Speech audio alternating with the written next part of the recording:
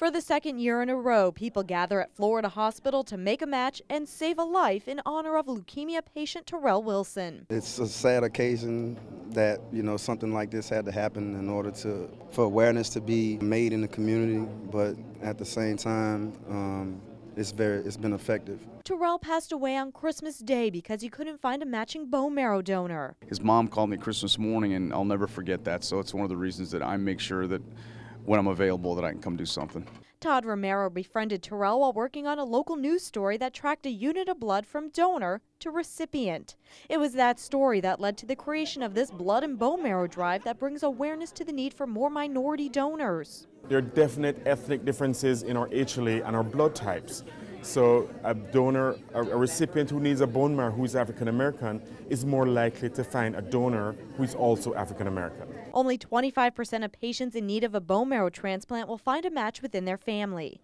That means 75% of patients are like Matthew Cotone and need to turn to strangers for help. I thought I wasn't going to make it. Doctors diagnosed Matthew with CML leukemia in 2007. Just 3 years after his mother was diagnosed with breast cancer. Just knowing what I felt like, how sick I was, it was hard. I knew what he was going to go through, and it scared me. Matthew underwent chemotherapy and eventually a bone marrow transplant thanks to a donor who signed up for the registry. I just can't I could never thank her enough because she saved his life. Just to get on the registry, just a simple thing, just inside your mouth, and a couple of minutes and you're gone. Just to see if you are a possibility for a match.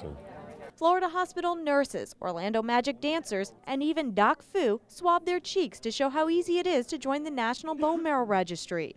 While on assignment covering this blood and bone marrow drive, West 2 reporter Todd Wilson also joined the registry. Hey, if I can help somebody live, why not do it? Blood donors play a critical role in the transplant process because most patients need blood transfusions before, during, and following a bone marrow transplant. Red blood cell transfusion, platelets is vital. It's absolutely life-saving in order to have a successful bone marrow transplant. The bone marrow transplant helped me overcome cancer, but I wouldn't have even been able to have the bone marrow transplant without the blood and platelets, because what they do is they wipe you clean of all your blood and your cells, and the blood and platelets that Florida's Blood Centers provides is the foundation for my new growth with the bone marrow transplant. So without that, I wouldn't be able to be here today. I know that it's a need, and I know that I have something I can give someone that they might not have.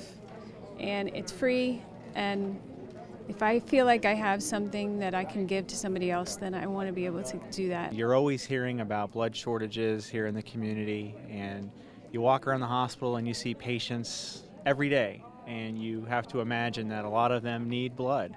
So I feel it's important for us to come down and donate. It's such a rewarding experience. 13-year-old singing sensation Isaiah Pittman entertained the donors at the event, which is very close to his heart. His 18-year-old cousin died from leukemia. Even though he didn't make it, it's really important that people continue to do things like you did.